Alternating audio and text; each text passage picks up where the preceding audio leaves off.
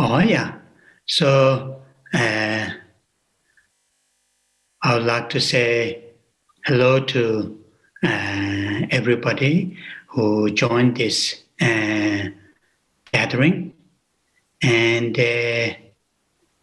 so it is a great joy to have opportunity to read this amazing, nice text, normally called King of Prayers, and with the several different commentaries. Some are great Indian masters commentaries, and also I'm reading one Tibetan great teacher commentary. So next, starting today, next 6 Sundays, people who like to join with me reading this amazing text with the commentary. Hopefully, we all enjoy doing this. And we'll have, each session will last about an hour, 15 minutes. Sometimes maybe a little bit longer, but normally hour and 15 minutes. And the session will start with making sure, our intention or the motivation to participate this gathering is a positive, constructive intention. Then we will do a short silent meditation, not very long. Then I will start to read the text. Then at the end, as a conclusion, saying together 21 Tara prayers, and then a short dedication. So that will be the main format when we, next 6 weeks, 6 Sundays. Also, then after the Christmas in the New Year, I would like to continue reading this text. And so that is the format. Then maybe while I'm reading the text, and also I'm sure you have got a copy of text from Peter and Trey. As you know, there are many good English translations, and we have selected translation from Lord's Our House, Dhamma on the House. So, I'm going to use that translation, so of course, people who like to choose some other translation, that's perfectly fine. But I am using that translation from Lord's Our House. So the length of the commentary, not very, very extensive word by word, but I'm going to spend a little bit of time on the some of the verses, which need more explanation based on the commentaries.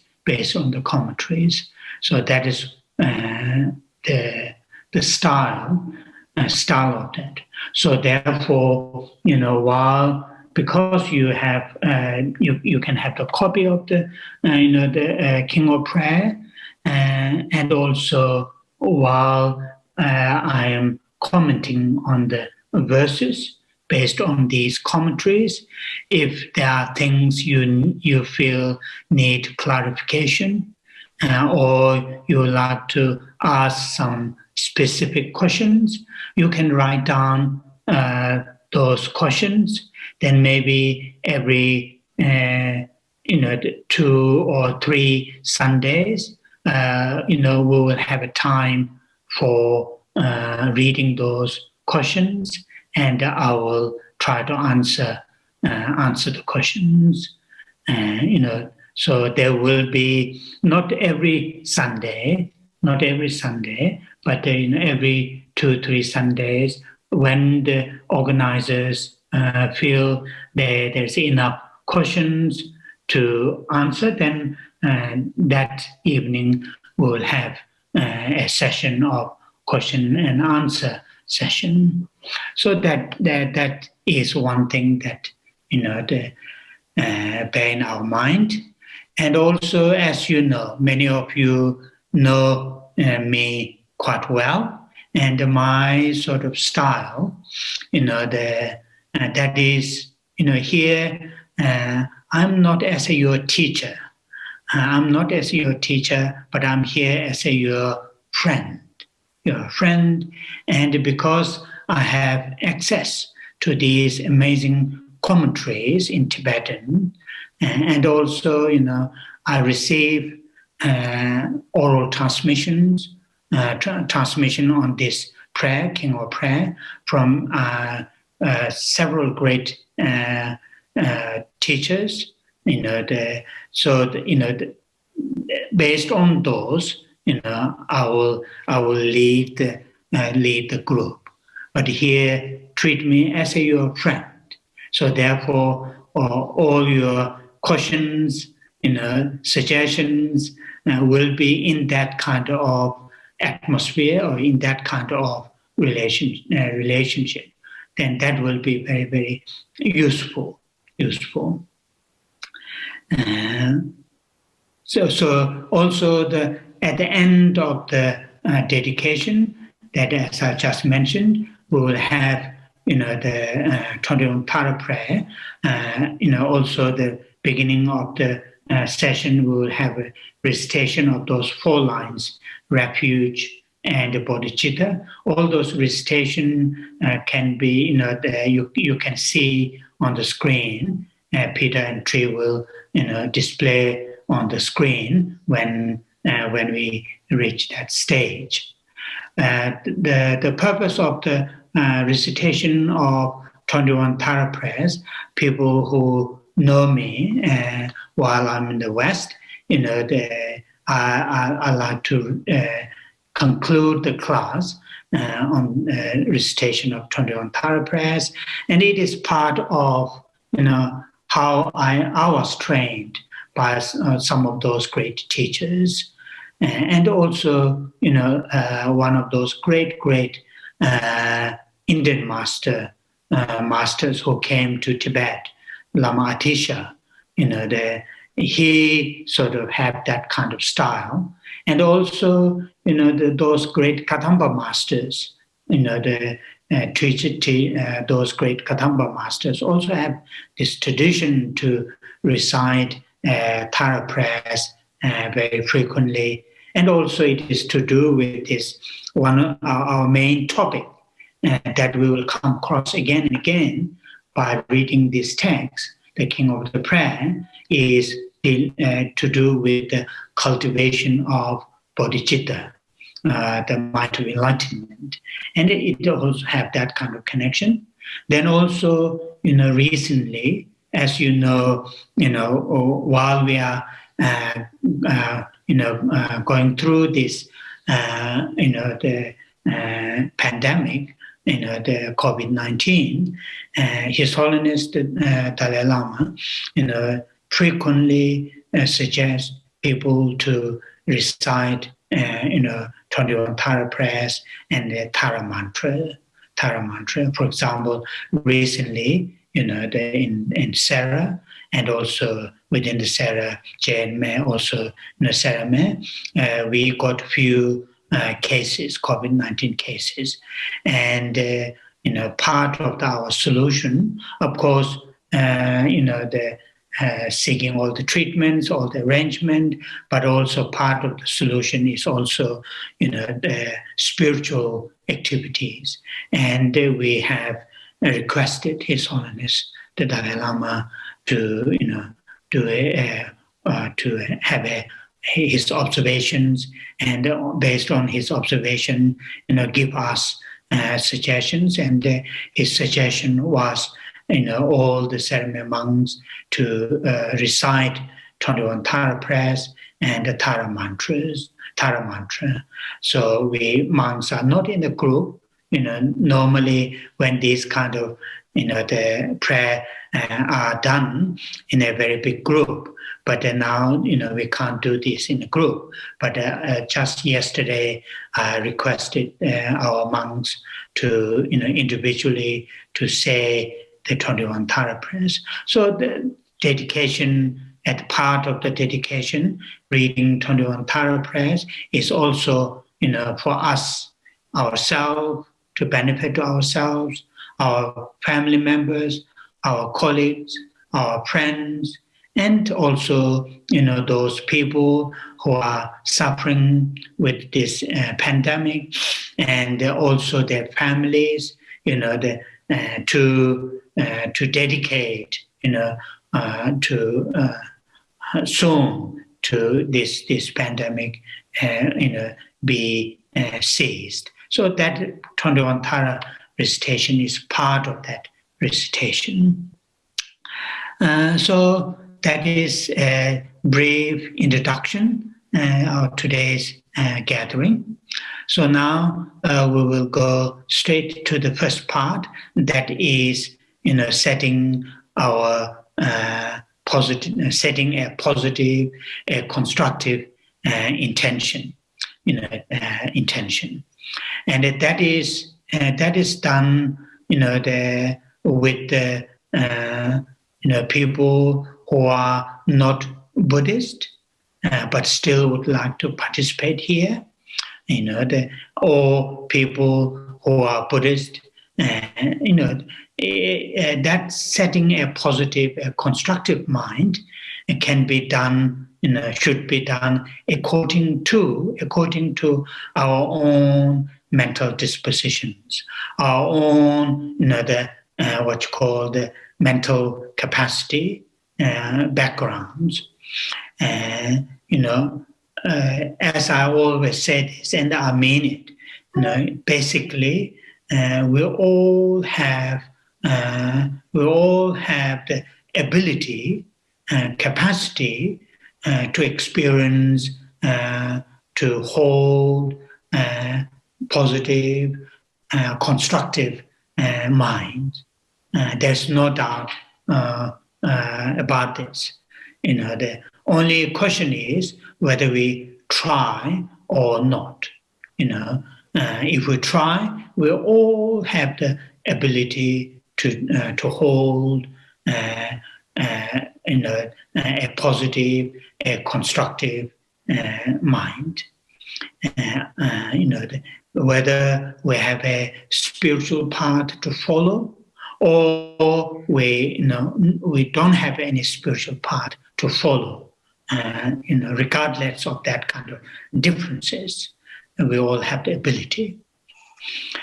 And this is also, as you know, it is also part of what in the Buddhist term, what we call the, training our minds, training our thoughts, training our emotions.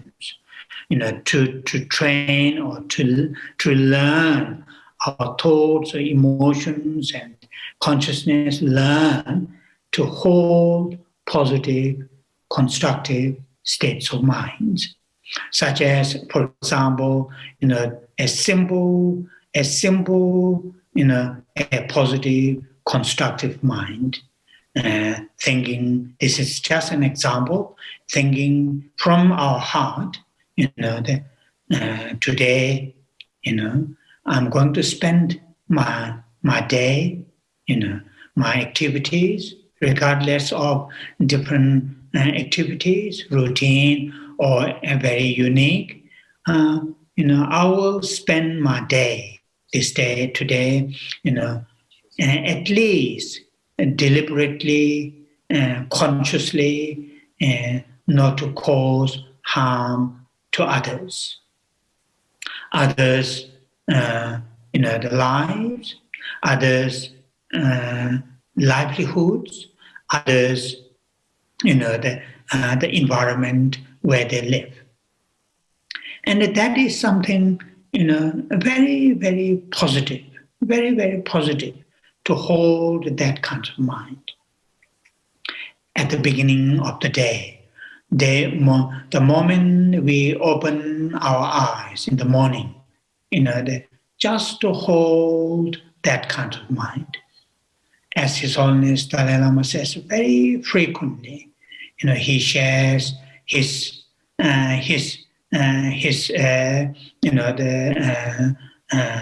how he does.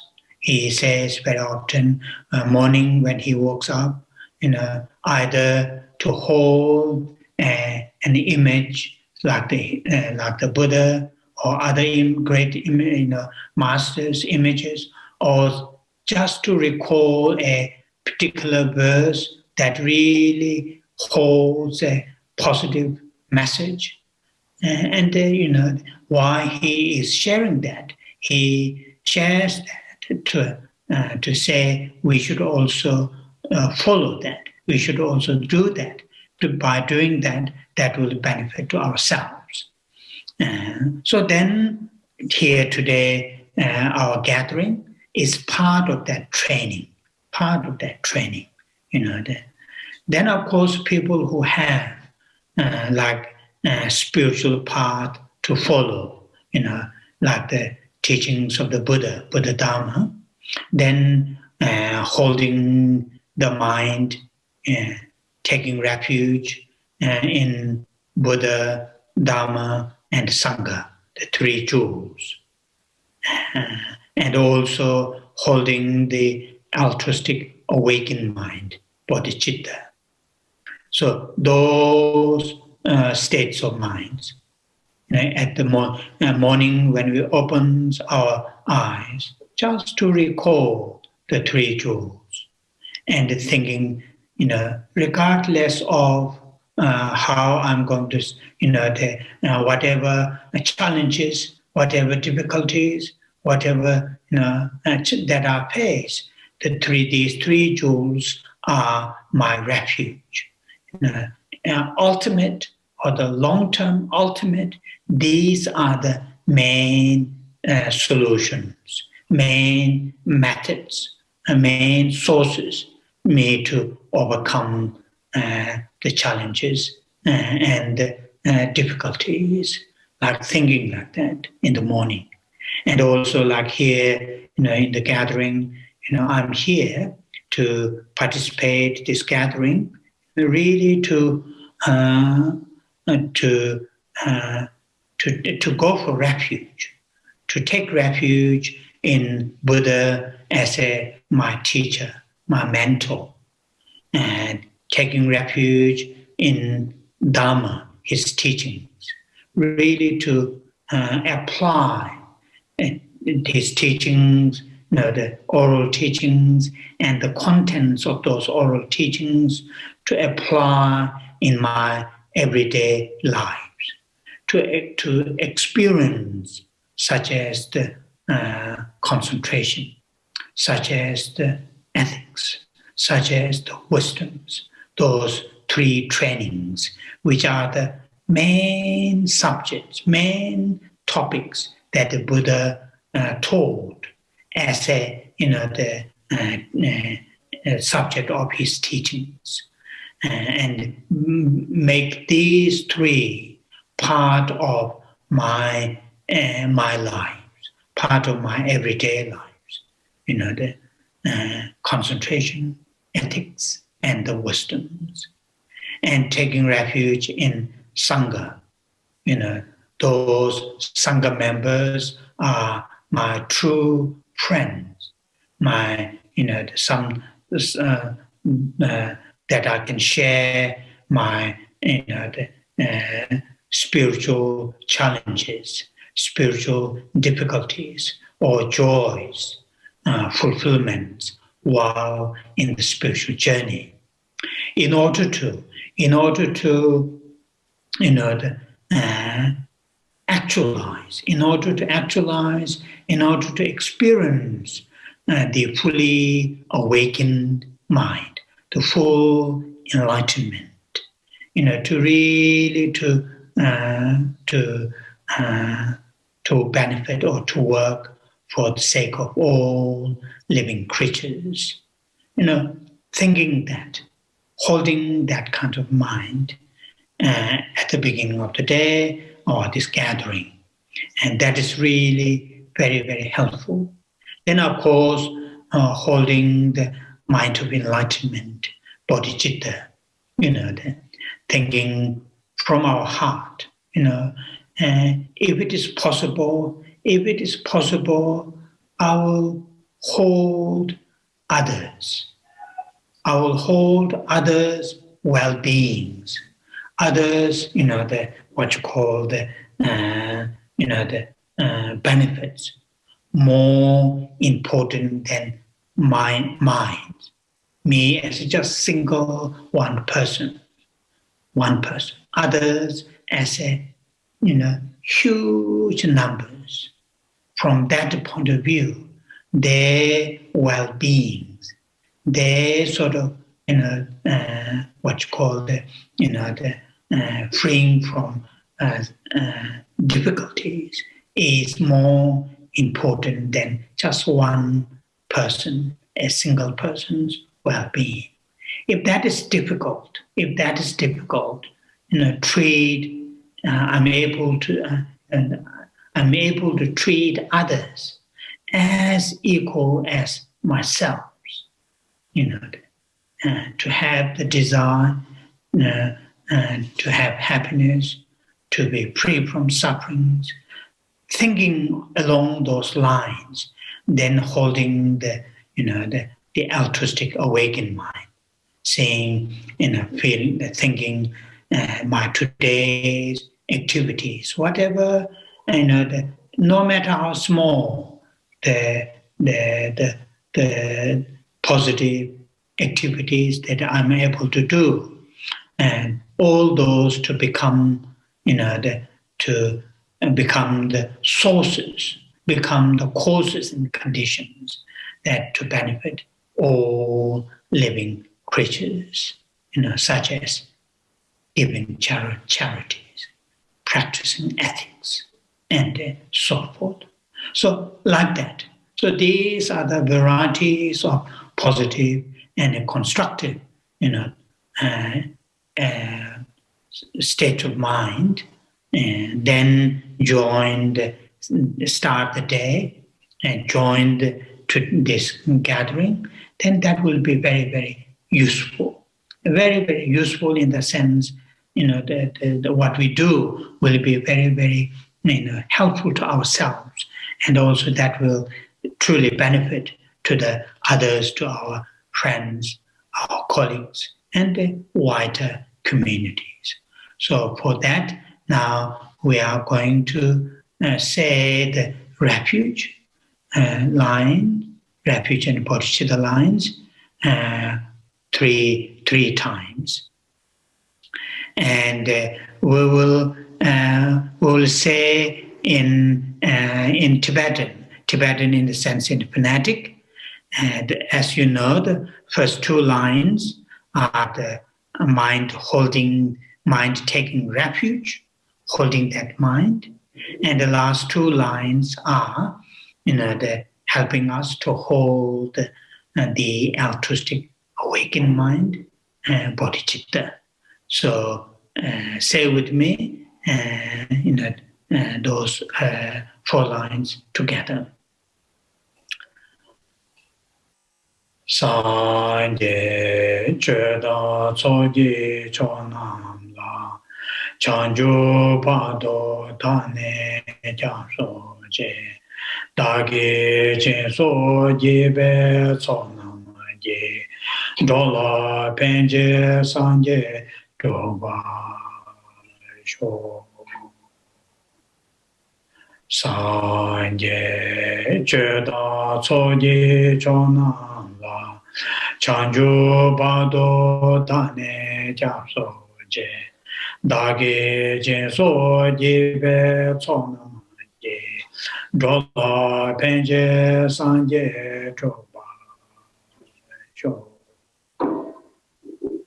Sanje Cheda Tsoji Chona La Chanjo Bado Dane Japso Je Dagi Jinso Jibe Tsona Je Dola Penje Sanje Doba Sho.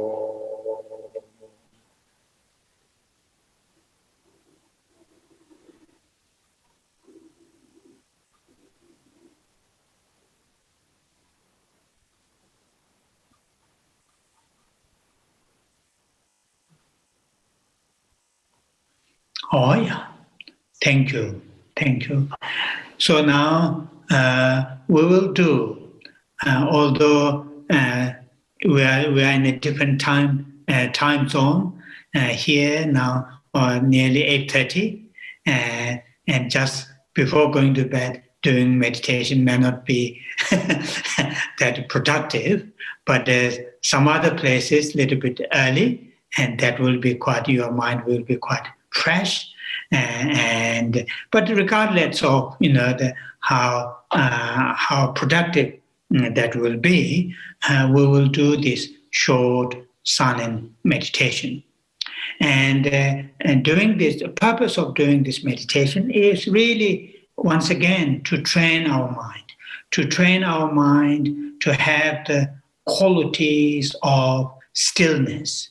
Stillness in the sense able to stay our mind, able to stay, to the present moment, right here and now, and also the quality of clarity. Clarity in the sense the mind is fully alert, not just present, right here and now, but same time it is fully alert. The alertness is there, but it is not what's called constantly move to one event to another event, one thought to another thought. Not in that, but just to stay to the still, stay to the to the present, right here and now. And that is that kind of mental quality. That kind of mental quality, many of you know. I am sure many of you have been doing this meditation for years and years and years, and many of you have gained really good. I know there are several people that have been doing this, this meditation for years, and have good, gain good sort of qualities of stillness and clarity. But still, there are, I'm sure, there are rooms to be improved. So we all do this, not very long, just 5 minutes. Stay in silence to really to try to stay, to keep our mind to the present, right here and now.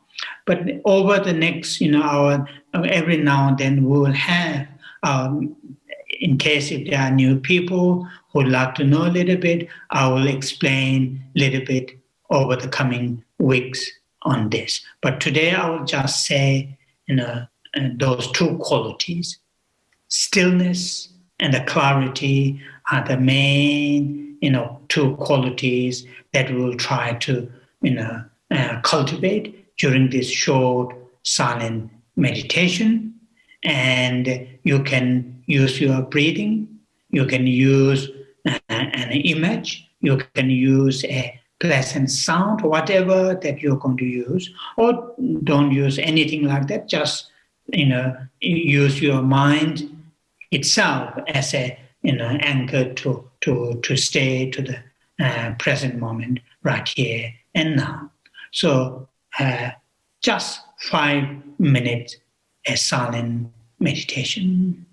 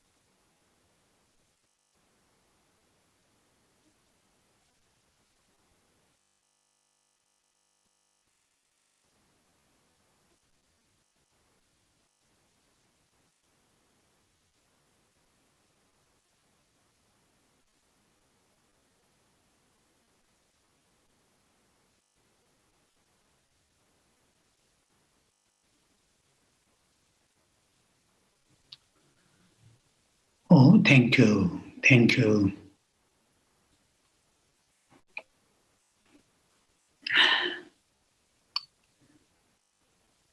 Oh, yeah. Now we are going to start reading the text. And so the text itself is according to the Tibetan, the what you call the Kangyur. Kangyur is the texts, 108 volumes, which are attributed of the teachings of the Buddha. It's called Kangyur. Ka is the sutra, that means the teachings of the Buddha, the historical Buddha. Gyur is translated. So translated from Sanskrit into Tibetan. There are 108 volumes, texts, which are attributed to the historical Buddha. And there are 230-something volumes called Tengyur. Ten means Tenchu, that means what you call the commentaries. Commentaries, written by those great Indian masters. And these great Indian masters' texts are translated into Tibetans, and that's called Tengyur. Tengyur. And this text, the King of Prayer, commonly called, within the Kangyur, that is, within those 108 volumes attributed to the historical Buddha, according to the bodhisattva and the teachings, or quite often called according to the, so that is how, where this text comes from.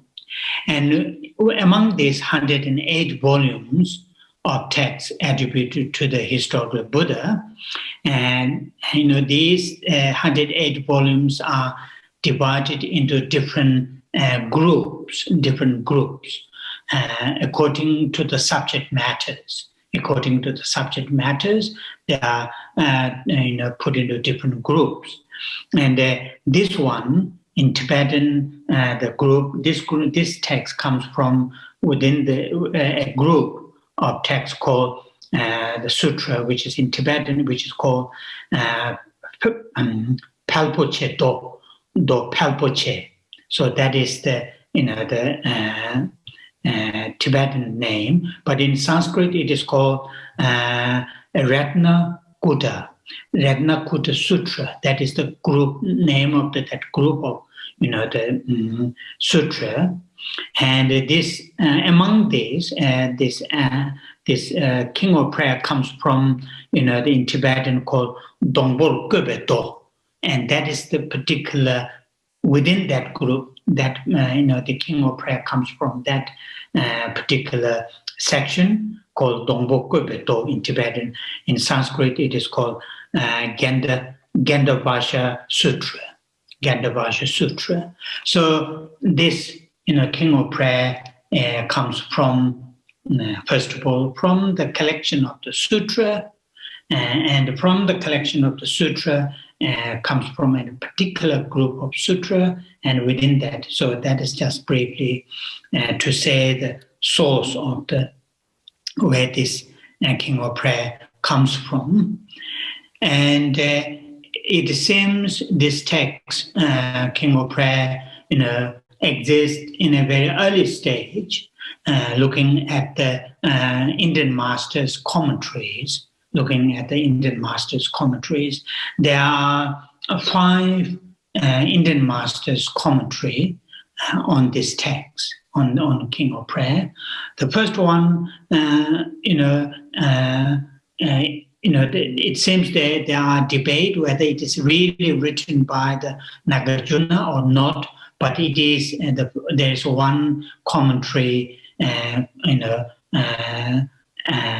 called Nagarjuna's commentary. Then there is also commentary by this great Indian master, some of you have heard, called Dignak. He was one of the key masters to explain, to write, to structure, the Buddhist epistemology and the Buddhist logic. This is called Choklang, Loben Choklang Dignak. There's a commentary by him. There's also one commentary by another familiar name, some of you, by the Acharya Vasubandhu that wrote another very, very important, particularly for the Tibetan, the tradition, Abhidhamma text, Abhidhamma Kosha, and one auto commentary on that. So there is a commentary by the Acharya, the Vasubandhu. And there's another two, the masters which are not that familiar, I think, you people, but some are maybe better than me, because there's one Indian master which it come across quite often, but not as a like Nagarjuna, like Dignak, like what you call the Vasubandhu. There's another Indian master called Acharya, the Alankara Batra, Loben Gensang, and there's one commentary by him. But also there's another commentary, another great Indian master called Shakya Shenye, but I don't know his Sanskrit name. So there are really good Indian masters' commentaries on this text. Then also there are many Tibetan masters' commentary. But when I look at several Tibetan masters' commentary, and also I look at all these five, what you call the Indian masters' commentary, the outline is almost identical, almost same. And the people who have got this text copy from the Losao house, and they put it outline section by section, and it follows more or less all those five Indian masters' commentary and most of the Tibetan masters' commentary. They all had followed this Indian masters' outline, and in this translation, kindly they put the outline each sections. So that is. So my Tibetan reading, the commentary that I'm reading is the commentary which is written by a great Tibetan master called Jetsun Drakpa Shedrup, a great Tibetan master, I think around 17th or 18th century. I don't know exactly the time frame. I'm not good at all those things. So that is his. I'm reading on his commentary, and what you call this also. Few weeks ago, or about 2 months, I read the Maitriya's prayer for love. And also I was dependent on. I read the commentary by the same master, Jetsun Drakpa Shedrup. When last time when I was reading that Maitriya's prayer of love. So that is just in terms of the materials. So in this King of Prayer, there are 60 something verses. 63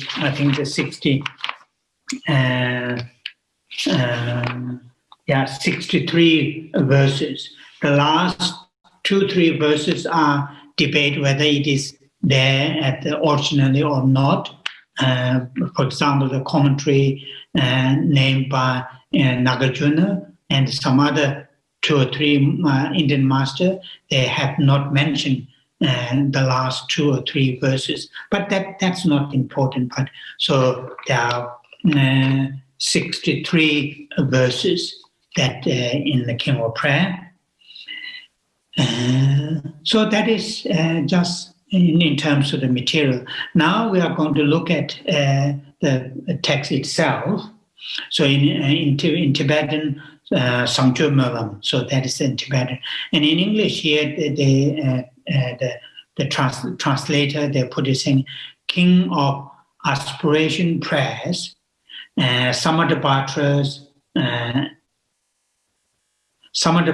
aspiration to good action or good deeds. There are different translations. So here the Samantabhadra, which we will have a little bit, the explanation on this. So how this King of Prayer come into existence? King of Prayer come into existence, and it come into existence, according to some of those sutras. It come into existence when the historical Buddha was teaching in Sarvasti, where he spent many of his reigning retreat after his enlightenment. Many of the sutras were taught in that place, Sarvasti, some in North India. And one of the local merchant's son, or the local business young son, was called in Tibetan Norsang. Norsang. And he attended some of those teachings. Then, one time, although I don't know whether it's physically or in his imaginations, so he met bodhisattva, Manjushri, Champa, bodhisattva Manjushri. And so now here, people who are relatively new, when we come across name called Manjushri, Maitreya, Samantabhadra, those what we call the 8 bodhisattvas. Sometimes they are called bodhisattvas, sometimes they are called enlightened beings. So most of the time, when they are explained in the sutra teachings, and they are called bodhisattvas. When these bodhisattvas are co-named in Vajrayana teachings, then they come into enlightened being. So these are a little bit technical things, but not that important. But here, this local young boy, son of the local big businessman, come across the teachings of the Buddha, and along that he come across the Bodhisattva Manjushri. And when he heard the teachings from the Bodhisattva Manjushri about the cultivation of the bodhicitta, cultivation of bodhicitta, this young man, the Norsang, extremely inspired by this, teachings, cultivation of bodhicitta. And he asked Manjushri, where can I get more teachings on this, me to cultivate this amazing mind, the bodhicitta, the altruistic awakened mind. And then the Manjushri really guided him to say, to go to this person, another bodhisattva. And then, he went to see this person, this bodhisattva, received teachings, but still he wants this young man wants more teachings on the cultivation of bodhicitta, although he already, have sort of cultivated higher states of bodhicitta, but still he wants to receive more teachings. So for long period of time, he was going one master to another master, one master to another master, including Bodhisattva, Samantabhadra, and going around and for many, many years, seeing many different teachers to how to really to enhance bodhicitta. So then, at the end of his journey, he met Bodhisattva Samantabhadra. Bodhisattva Samantabhadra. So Samantabhadra, sometimes that when it comes in a relation in the Vajrayana context, Samantabhadra comes with the in the enlightened being, with the consort and so forth. I will not go with that. But here we are talking about Bodhisattva Samantabhadra, in Tibetan Kundu Sambo, Chanchu Sambo, Kundu Sambo. There are 8 bodhisattvas. In Tibetan it's called Nyewe Sechen Ge. Nyewa literally means close. Se means sun. Ge means 8. So the 8 close sons of the Buddha. So those are the 8 bodhisattvas, according to the bodhisattva and the teachings. 8 bodhisattvas who are very close to the Buddha. Buddha's closest bodhisattva and disciples are those 8 bodhisattvas. So Samantabhadra is one of those 8 bodhisattvas. So when this after going for many years and seeing more than hundreds of masters, receiving teachings to cultivate bodhicitta, and eventually meeting Bodhisattva Samantabhadra, then Bodhisattva, when he requested to give me teachings to really to nurture this mind bodhicitta, then Bodhisattva Samantabhadra has given this teaching. So this teaching come into existence in this way. So now you may see, there's some kind of contradiction. It says it is sutra taught by the Buddha, but now he is saying it is taught by the Bodhisattva Samantabhadra to this, the young, man searching, the methods and the teachings to cultivate bodhicitta. That is true. It seems, in the obvious, in the surface, it seems there is a contradiction. But as you know, many of you know, Heart Sutra take place between the main body of the Heart Sutra is conversation, dialogue between Shariputra and Bodhisattva Avalokiteshvara. Shariputra asks questions how to practice cultivation of wisdom realizing emptiness, and Bodhisattva Avalokiteshvara gave the answers. And that activity, that these two great disciples of the Buddha, that dialogue, that conversation took place when the Buddha was in the strong concentration on on emptiness, and that Buddha remaining in that concentration, then that triggered, or that is sometimes called bless, or that triggered these two his close disciples to have that conversation. And that count as a taught by the Buddha.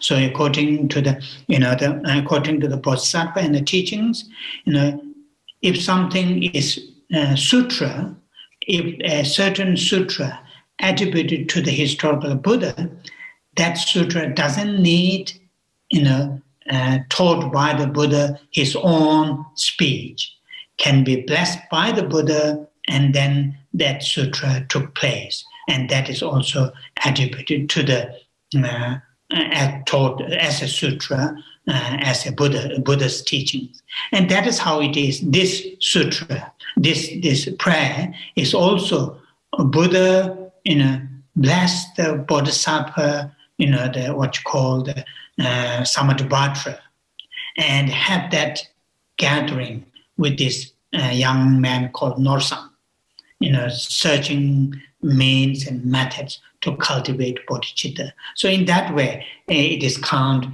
as a sutra. So that is how it is.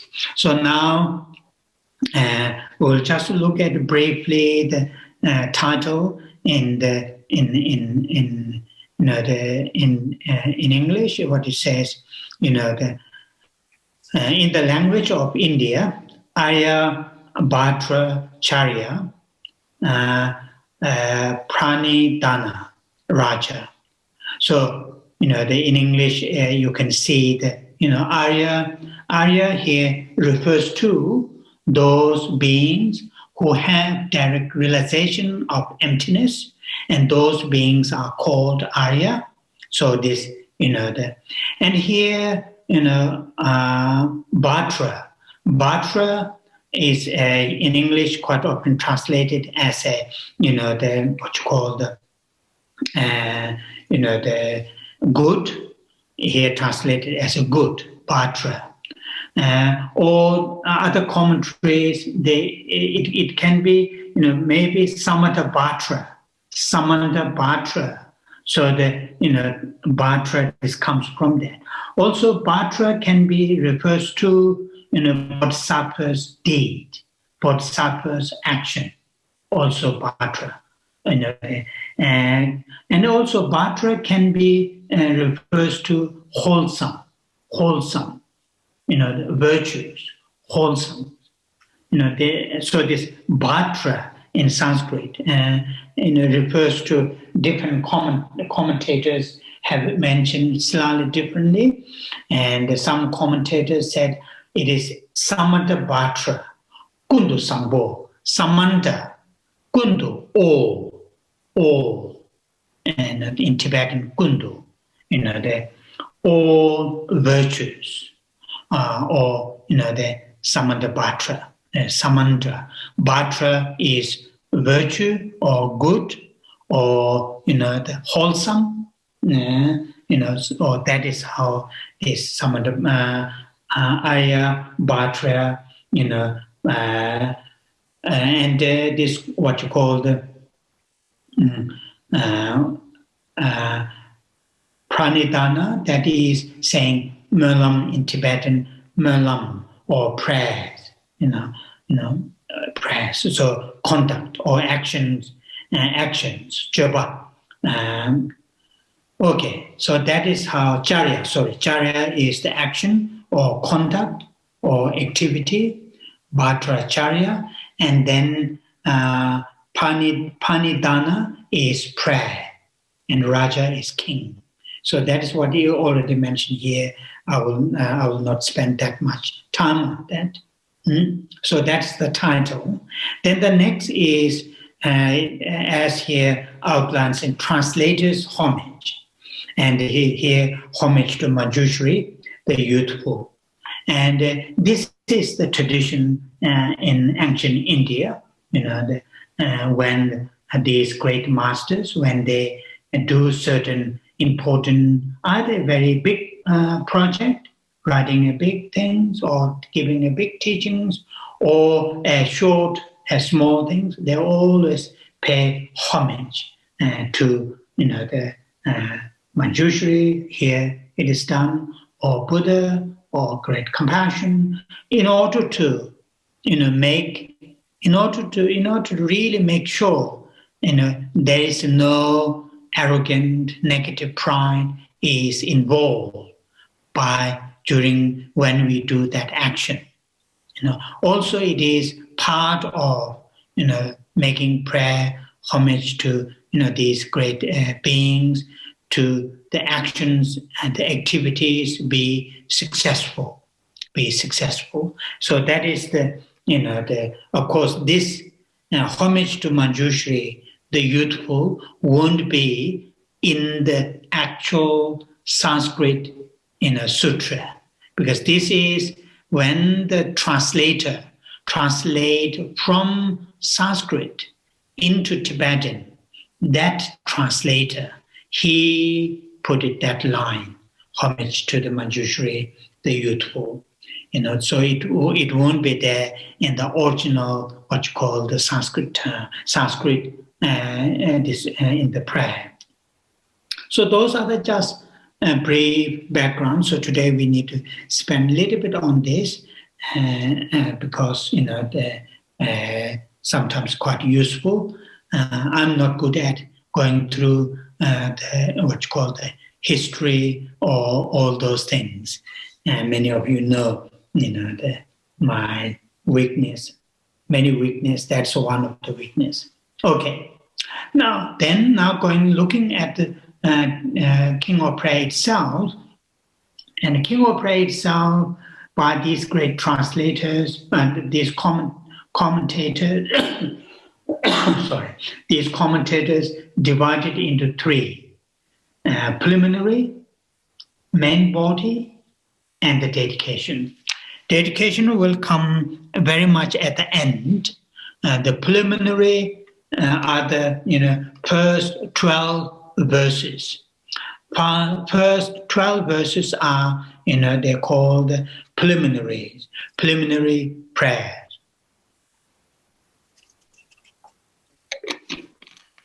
And I'm sure many of you know these seven, sometimes called seven-limb prayer. Seven-limb prayer, and these are the called preliminary. Here the translators put it saying 7 preliminaries for purifying the mind. Sometimes in Tibetan the term may use Tsok Sakpatang Dibachangwa. That means creating the merit and purifying the negativities. So these 7 activities, 7 practices will help us to create virtues, wholesome, and also to eliminate or to purify the negativities. So that is what, these 7 practices, they are very, very common, preliminary practices. Common preliminary practices, not only in the Tibetan tradition, of course, in the Mahayana tradition, we added more and sometimes, more elaborated, but in the Theravada tradition also have, these many of these practices, as whether they're called preliminary, I don't know. They are common practices, and they come together as 7 preliminary practices. It seems they put together by this bodhisattva Samantabhadra. It seems bodhisattva Samantabhadra, he has a what's called very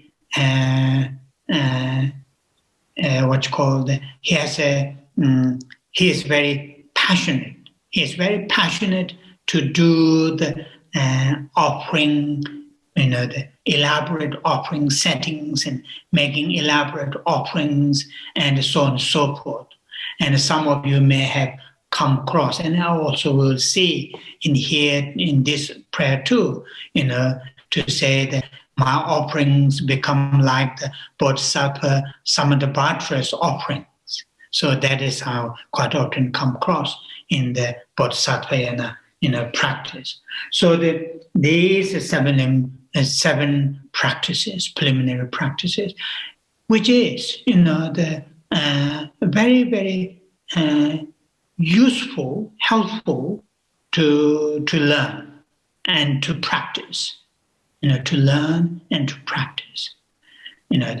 Why they are useful, as I've just mentioned, they in the Tibetan tradition, they will create virtues, wholesomes.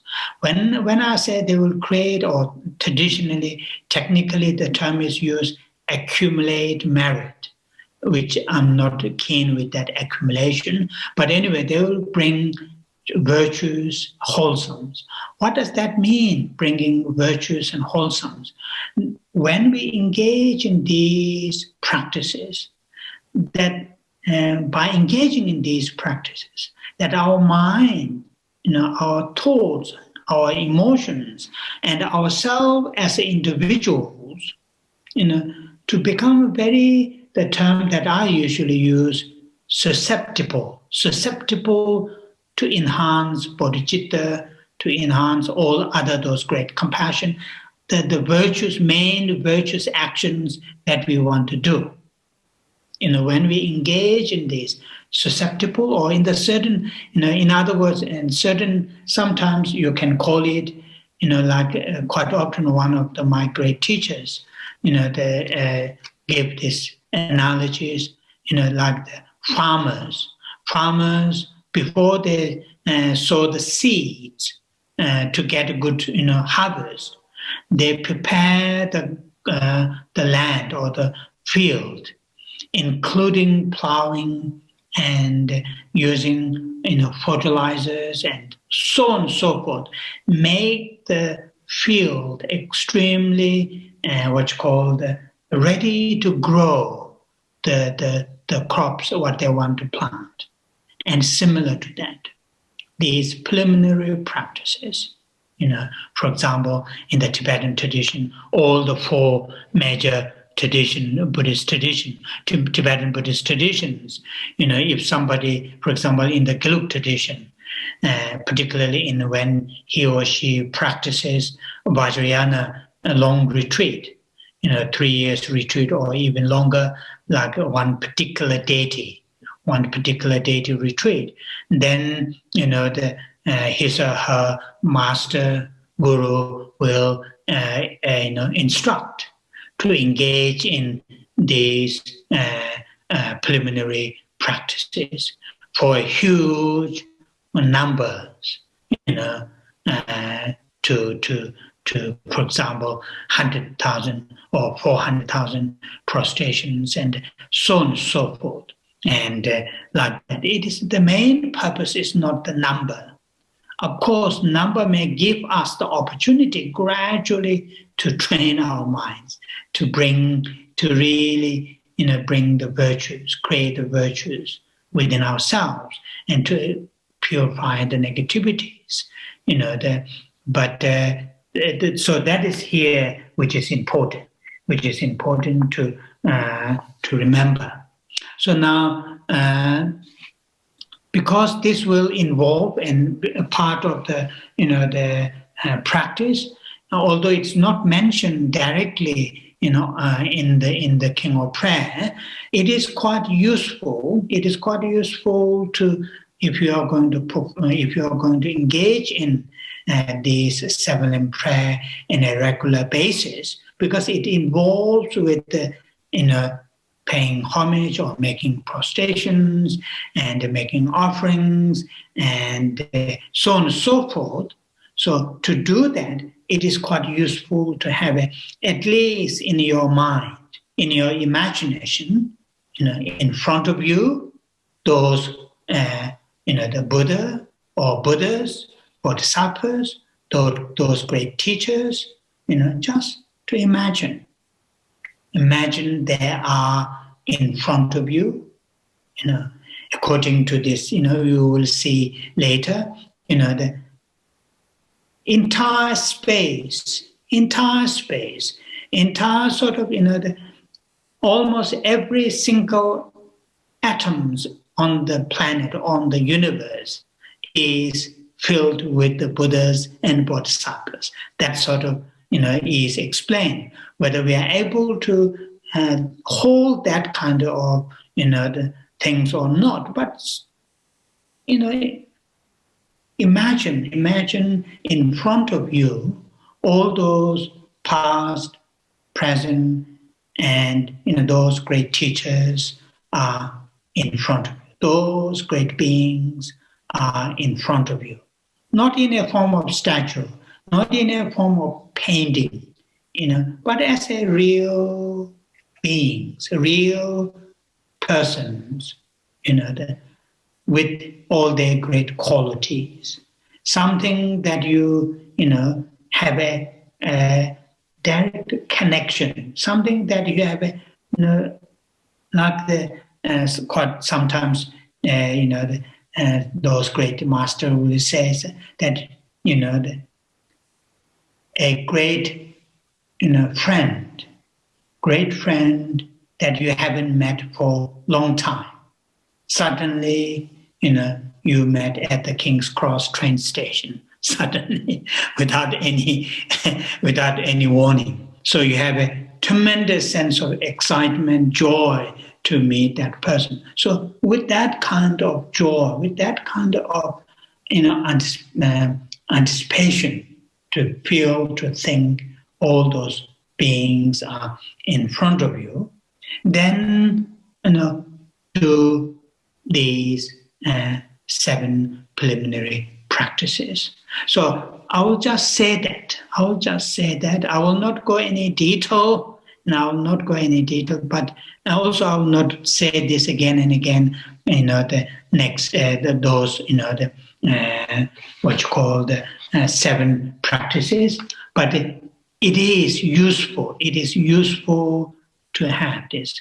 But some people may have difficulty to hold that, many sort of beings in front of you. But it will be great. I think it is really joy. Many beings in front of you, the beings who have great love, compassion, altruism, not just to you, but all living beings. And having that kind of beings in front of you, in front of us, will be great joy and, great honor. So, it is useful sometimes, although it is just at this stage at our level, it is in just our imagination. We are just imagining. It is true. But, things need to create. Things need to create the causes to make it happen. So these are the part of the causes to create that, eventually or gradually have those connections, have those visions, have those, direct connections. So that is something very, very useful to do. So now we are approaching our allocated hour 15 minutes. And now today I will leave it here. I will not go the actual text itself. And but the people who have the text and have time, I would recommend you to read from verse 1 to verse 12. 1 to verse 12. Then next week, when I start to explain, then you don't need to read the text itself. You already have, and my explanation, commentary based on these masters will be more sort of productive, bring more better results. So I would suggest that. I don't know. Of course, it's very different from here, you all have job commitment, family commitment, social commitment. When I talk to the monks, occasionally, not every day, and I'd ask them, "What are you doing? What are you doing these days?" Because normally, this time of the night, they are not in their houses. They are in a debating yard until 11 or 11:30, 12 in the evening or morning, and also. But nowadays they all are stuck in there. And I ask them, "What are you doing?" And they say, "Not very clear answer." So that I say, okay, that indicates you have plenty time in your hands. So that may not be the case back in your, because you have family and other commitments, job commitments, but still because of this, the coronavirus, still, some of your social gathering may reduce, unfortunately. So therefore, you may have a little bit extra time. So to read the first 12 verses and see what you can. And these are, some of you notice these practices, these 7 preliminary practices are very, very well, and I'm sure practice almost every day. Okay, so that is my suggestion. Now we reach our last part of today's the activity, that is dedication. And before saying the dedication verses, we will say the 21 Tara prayers together. And I already mentioned while we are saying the 21 Tara prayer and the dedication, I already mentioned that. I will not repeat. So we will say that. Mm-hmm.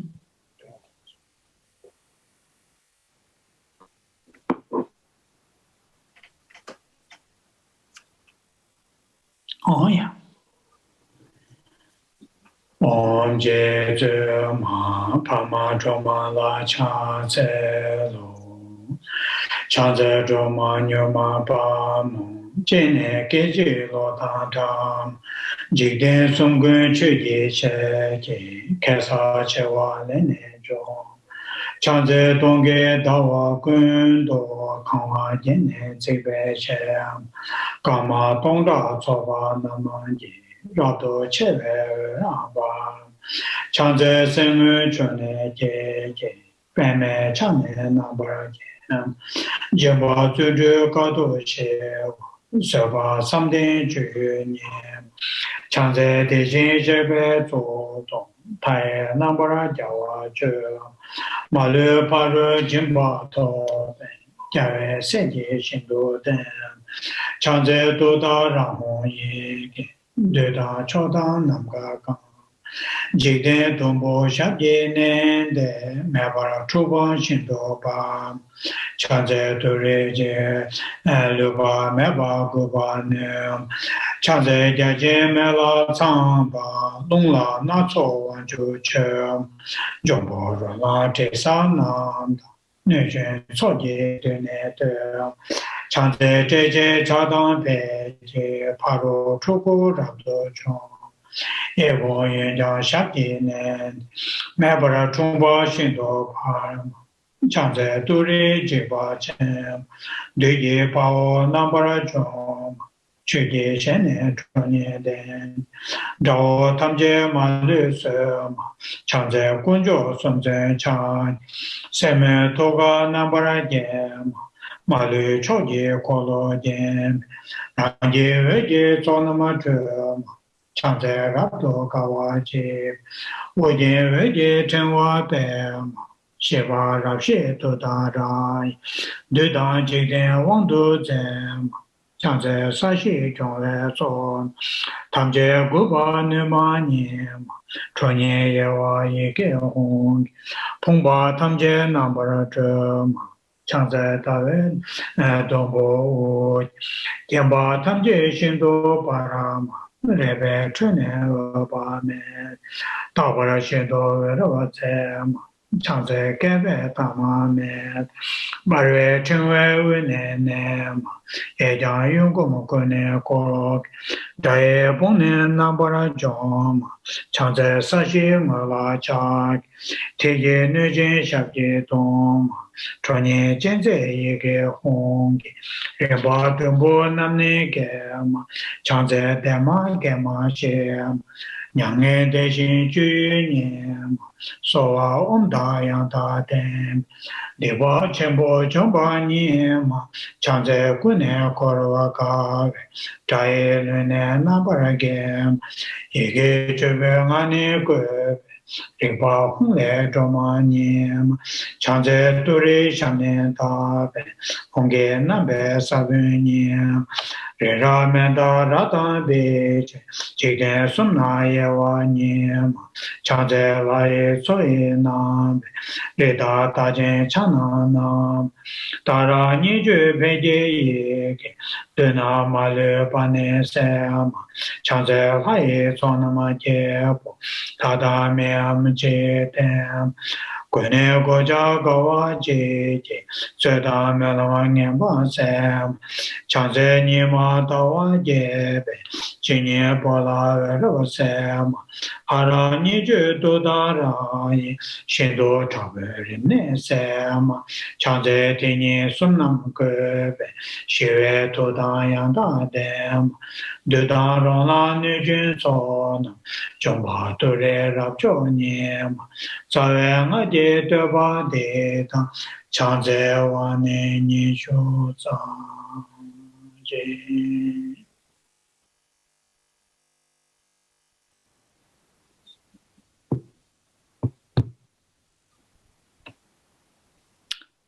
Oh, yeah.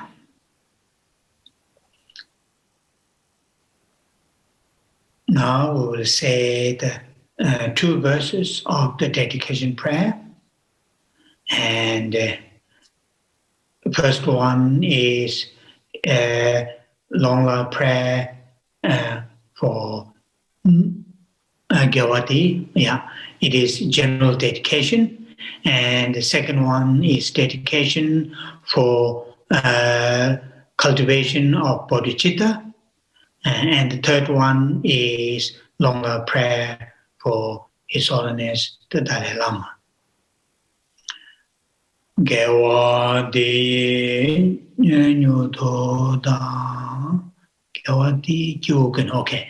Gyawati Gyuken Sonama Yeshe Zozo Shin Sonama Yeshe Le Chungwe Tamba Kunye Tobara Sho Chanjo Semcho Remboche Maje Panama Je Churoche Jeba Nyamba Meba Yang Kone Kondo Pewa Sho Kare Rave Korve Shingamzo Pendan Dewa Malu Chungwe Ne Chere Sewa Tenzin Jaso Ye Shabe Side Pato Tenjuro Je.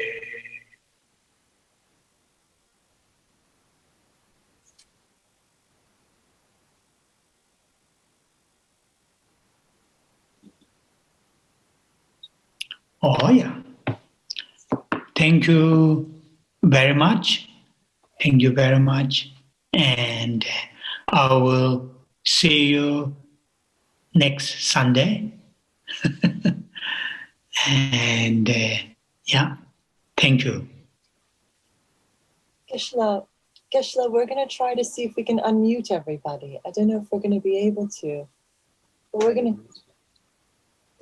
to see if we can unmute everybody. Okay, try.